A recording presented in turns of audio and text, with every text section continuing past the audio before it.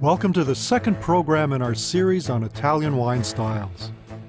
In the first episode, we looked at southern Italy, from the island of Sicily, through the volcanic soils of Campania, to the rocky vineyards of Puglia. In this program, we're going to be traveling through central Italy, tasting some of the great wines of Le Marche, Brunello, Umbria, and of course, Tuscany. Central Italy for me is all about connections. We'll explore the story of Italian wine and the link from the vineyard to the wine in your glass. Sangiovese is the main red grape variety here, and we'll discover its many expressions, from simple everyday table wine to the icons.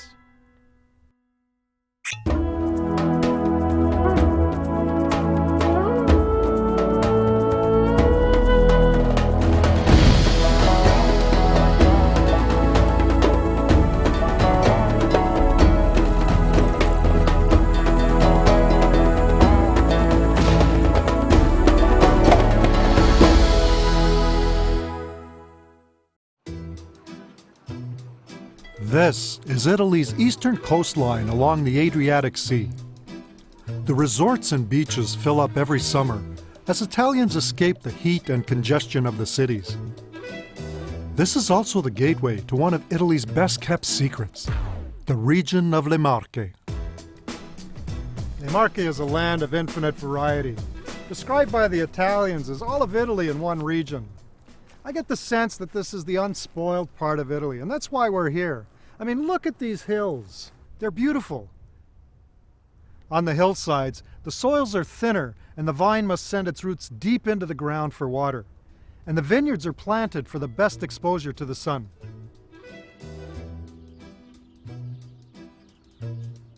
The Apennine Mountains create a rugged spine through this region.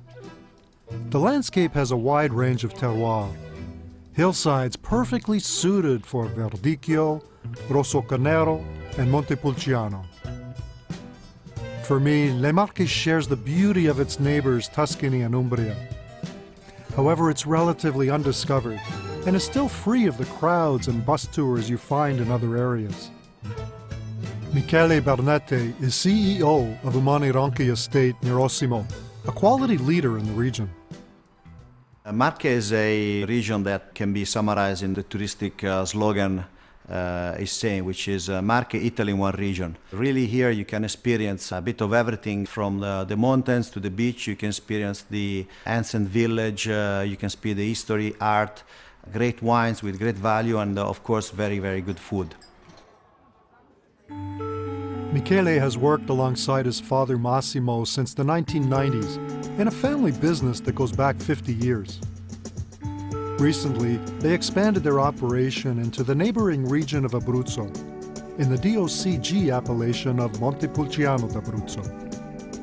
Massimo's vision and experience in the vineyard led to the search for better plots and vineyard techniques. Their state-of-the-art barrel cellar in Osimo is constructed below the vineyard. It's here where barrel aging gives the white varietals richness and softens the tannins in the reds.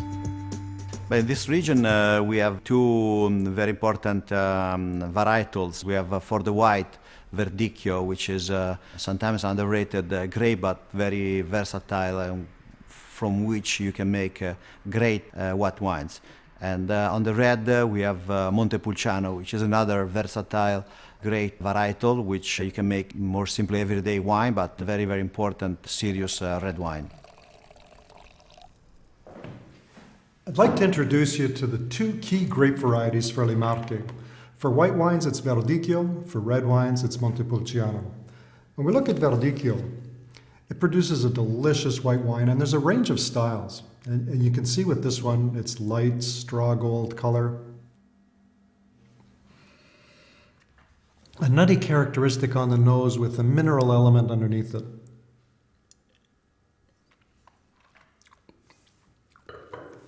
On the palate, it's velvety, really nice mouthfeel, clean finish. At the other end of the spectrum, though, when you introduce this variety to a little bit of oak aging, you can see you get a much deeper gold color, More complex nose, and you get that vanilla characteristic. You know, this will remind you more of a Chardonnay than it will of a Verdicchio. And when you talk about Verdicchio and letting them age, this is the style that goes the distance. For our red wines with Montepulciano, this produces a simple, easy drinking red wine, great for Friday night pizza. It has a classic cherry-like character on the nose.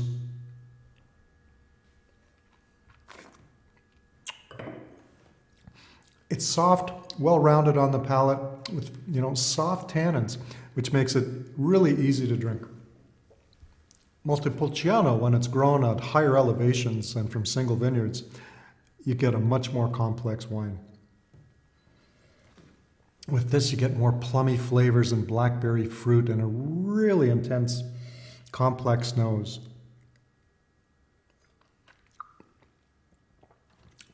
Well-rounded on the mouthfeel. This is going to remind you more of a New World Merlot or maybe a Shiraz. Soft, velvety tannins, beautiful long finish. These are wines that you can drink now, but if you're patient, you'll be well rewarded. We've now crossed over the mountains into the very center of Italy. Umbria is a beautiful region that is sandwiched between Le Marche and Tuscany to the west. The well-preserved medieval towns of the region are a popular tourist draw. The surrounding countryside of Umbria is perhaps best known for its olives, used for oil, and the crisp white wine, Orvieto. I always associate the soft hills of Umbria with another wine, the smooth, round style of the region's Rubasco. Ciao, Michael. Hello! How are you? Hi, very, very welcome to Umbria. Good to see you. We've come to Perugia to meet the women behind Umbria's first family of wine, the Lungorotti sisters, Teresa and Chiara. What a beautiful fountain. This is the Fontana Maggiore, it's the major monument of Perugia, and all around there is the description of all the agricultural operation done in the different months. And you can believe what's in the September month? It's got to be harvest. That's it. And you know that detail is the one who inspired our label of Rubesco wine. That's really nice. It brings it all together. Yes, art and wine again. And territory, and Umbria.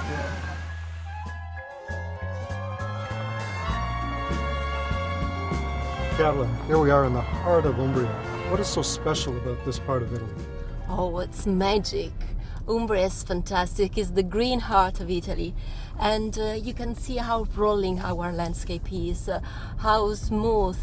And of course, can be reflected into the wine with the two great red varietals of Umbria. Sangiovese, that we grow here in our Torgiano estate, and Sagrantino, that we grow in our Montefalco estate. Usually our Sangiovese-based wines are extremely smooth and round and very, very fruity, but very gentle and elegant at the same time. On the opposite, the Sagrantino-based wines, you can find all the power of this very unique varietal. Part of the magic is it's the two varieties, and it's kind of that balance. It's the balance between the two varieties, it's the balance between the two souls of Umbria, it's the balance between our contemplative soul on one side and between our very active soul on the other. It's all a question of balance for us as well as the wine. Definitely. Chiara talks about the two souls of Umbria, and this is where they meet, in the company's aging cellar in Torgiano.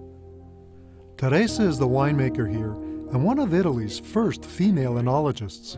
So you see, this is where we age our wines, especially the reds, is the bottle aging cellar. Now, why do you go to that effort? What does aging them in the bottle? This is a very important part of the vinification. I like to say that here wine is sleeping and dreaming. And you see, right temperature, humidity, darkness and quietness, the right condition to have the best out of this time in the cellar. perfect place to have a little rest. And I guess when the bottle is aging like this, that lets everything come together in more harmony. Yes, more, yes, and velvety, and keeping a potential for a longer life. Huh? Ah, okay. Yes. Heritage is very, very important, but also you have to be very up to date in the latest techniques. And so the good combination is always respect for tradition and innovation. Wine fits in the Italian culture since always. We cannot think of a life without wine and a food without wine. Of course, never an overuse, an abuse of wine, but always taking the best. And this land in Umbria is able to give you the best. I would like to introduce you to two classic wines from Umbria. One of the better known wines from the region is called Rubesco. But what I have for you today is the Rubesco Reserva.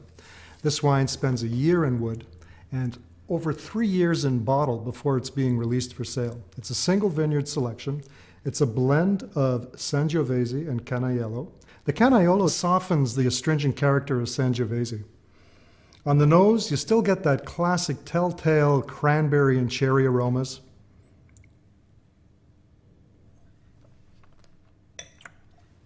On the palate, the Reserva is much more intense. It's got a lot more complexity, wonderful soft tannins, great finish. You know, this is definitely a food wine, and it's ideal for the beef from the area. The second wine I want to share with you is Sagrantino, and this is a grape that's really growing in popularity. This wine is made from 100% Sagrantino. You look at the color on this wine, it's very, very deep, intense. On the nose, you get cherry, raspberry, blueberry, all those deep, dark red fruits.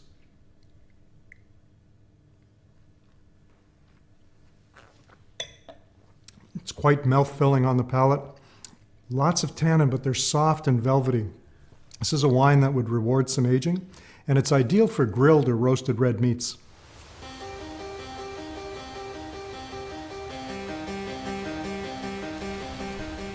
The change of season in the vineyards of Tuscany signals the beginning of harvest. This is one of Italy's most popular regions, and people come to experience the romance of the countryside. For wine lovers, a big part of Tuscany's appeal are the Sangiovese-based wines that come from these vineyards. Sangiovese is the grape behind Tuscany's famous trio, Chianti Classico, Brunello, and the Super Tuscans. It's a perfect complement to the region's simple but flavorful cuisine. I'm in the Chianti Classico region of Tuscany. I like to think of Chianti as a flower, with Chianti Classico in the center, surrounded by 8 other areas that can all produce wines with the name Chianti. However, this is where it all began. And for the export market, it's the wines from Chianti Classico that dominate. Chianti is located in the heart of Tuscany, with the Classico region in the center. There are a broad range of styles within Chianti's 8 regions. Some light and fresh, others with a touch more acidity, and then the Classico. The Classico Reserva must be made of a minimum of 80% Sangiovese, aged in wood for at least 2 years, followed by at least 6 months in the bottle. In the 1970s, Chianti was known more for its bottle shape, the straw-covered fiasco, than for its quality. Ambrogio Folinari set out to change that perception, evolving the bottle and his reputation as a producer of fine wines. The portrait of my grandfather, Italo Folinari, which is the founder of the business in the family. The Folinari family goes back for centuries in the wine business, and today they own 7 properties throughout Tuscany's wine-producing regions, focusing on Sangiovese. The Sangiovese is given to the Chianti Classico wine a taste of violet, which is very, very elegant, very, very delicate.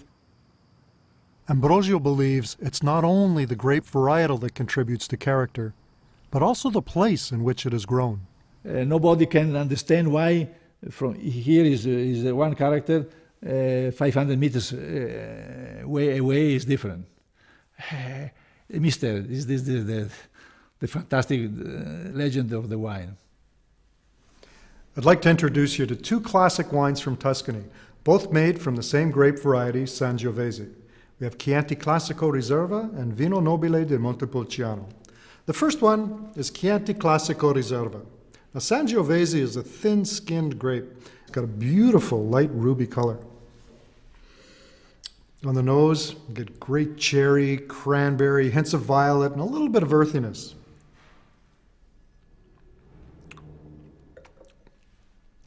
On the palate, medium-bodied, soft, sweet tannins, and a lovely finish.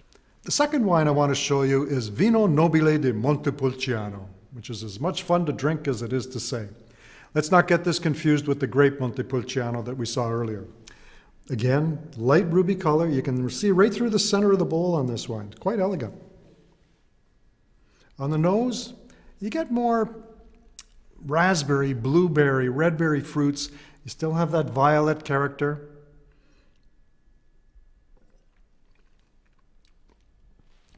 On the palate, this is a very direct tasting wine. Unlike Cabernet or Merlot, which kind of can be mouth-filling, very lean, beautiful, beautiful finish. This would be perfect with pasta and a tomato sauce.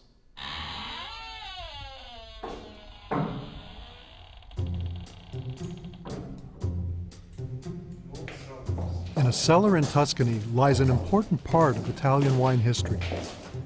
I've read about the treasures locked away down here, and now we're following the legendary Franco Biondisanti into the ancient family cellars to see one of the world's most renowned wines, Brunello.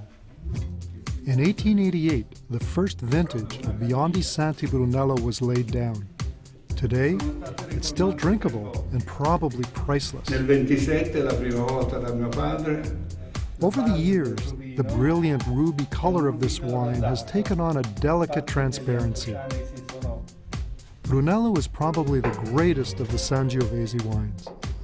Here at Biondisanti, they own a unique Sangiovese clone called BBS 11, propagated over many generations. Franco and his son Jacopo have invited me to taste. And although the wine is patient, I can't wait. Now, this is a wine, and it's one of the few of the area that's 100% Sangiovese. So from a taste characteristic, how does it differ from other wines of Tuscany? It's 100% Sangiovese, but I think it's better 100% BBS 11. And the characteristic is a wine who can live in bottle for a long time. The regular Brunello, the Annata type, can stay in bottle until 60 years. And the Riserva type can arrive at 130, 120 years. That's a long time. So we can put it away for future generations. Absolutely. The wine is not so ready to drink in the first 2-3 years in bottle, but because it's a wine who can have a very big life. It's quite a powerful wine. It's very powerful. The acidity is very high. The tannin is intensive. But in bottle, after 2-3 years, everything can be very, very elegant. For someone who's never had the Riserva Brunello, tell me what they should expect when they taste it for the first time. The best time to test the Riserva is between after 10 years old. Okay. This is the perfect time to. And test the Riserva in the first 15 or 20 years. It's very interesting to test the wine 1 year after the other one, because the wine changed completely. So I should buy it by the case and try one bottle every year? No, one bottle a month. This is for the clients, because in this case they can do that. One of the things I like about Sangiovese is the range of styles of wines it produces. And at the top end, we have Brunello. You look at this wine. It's beautiful garnet color. On the nose, you get that wonderful cranberry and fresh cherry with hints of rose. And as this wine spends time in oak, you also pick up those vanilla flavors. And over time, they evolve even more complexity. On the palate, It's medium to full bodied, and one thing that really stands out is the acidity and the tannin. Now, don't be afraid of the tannin. Tannins in this case are velvety and soft, and over time they get even softer. And that's one of the things that give Brunello its wonderful character. If you're impatient and you want to try them in their youth, you certainly can, and they're best enjoyed with hard cheeses, game, or a mushroom risotto. This is Florence, capital of the Tuscany region and one of the world's major tourist destinations. Birthplace of the Renaissance, home to the Uffizi Gallery, the Duomo, and the glorious Ponte Vecchio. Florence, ruled for centuries by the powerful Medici family, was the center of art, thought, and business, including the great Tuscan wines. Super Tuscan. The word itself is powerful and noble.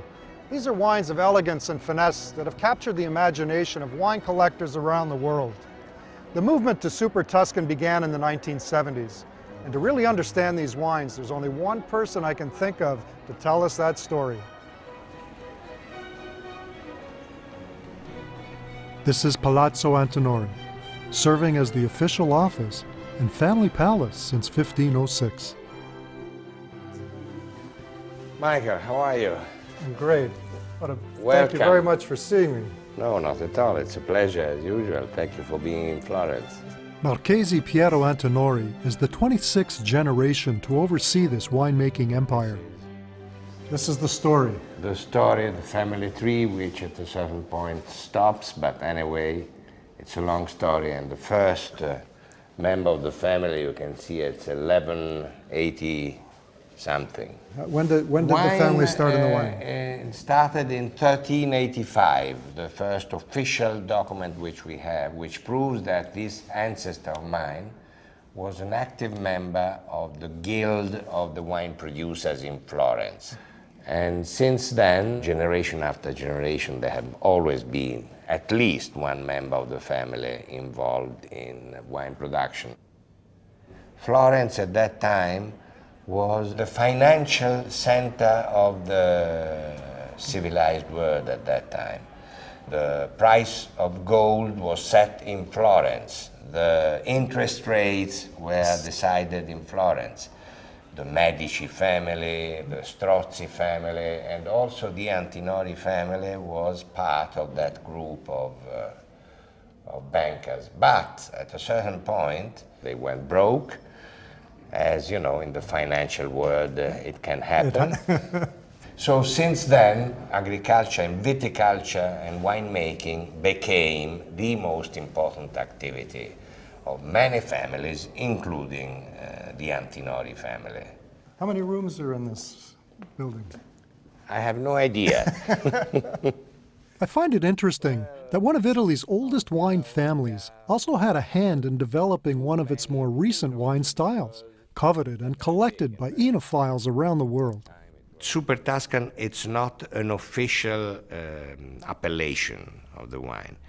It's a way of defining a certain category of wine, which has been very important, I think, for the evolution of Tuscan wines. The appellation of origin used to have some regulation which were very, very rigid. If we wanted to experiment new things, we had to go out of the official appellation, which happened to us, for instance, with a wine like Tignanello. In 1970, Italian winemakers were limited to one of three quality designations. The lowest was table wine, called Vino di Tavola. Then DOC, Denominazione di Origine Controllata. And the highest level, DOCG, or Denominazione di Origine Controllata e Garantita. Tignanello is a blend of Sangiovese, Cabernet Sauvignon, and Cabernet Franc, and according to the rules, had to be labeled as a table wine, along with other brands using international varietals. The superb quality of the wine defied the description of simple table wine. They were sought after by wine collectors who referred to them as Super Tuscans.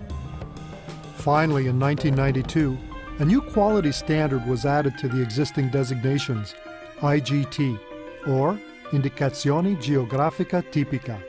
This gave Italian producers the freedom to experiment and broaden the scope of their wines.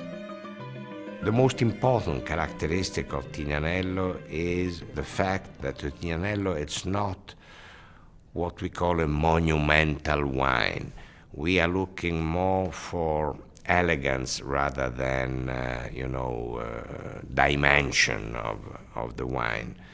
But that doesn't mean that the wine is not intense. So it's a wine which combines a certain elegance and lightness with a great intensity of flavor. So wines from Tuscany, and in particular Tignanello, are wines which are, in my opinion, ideal to be combined with food.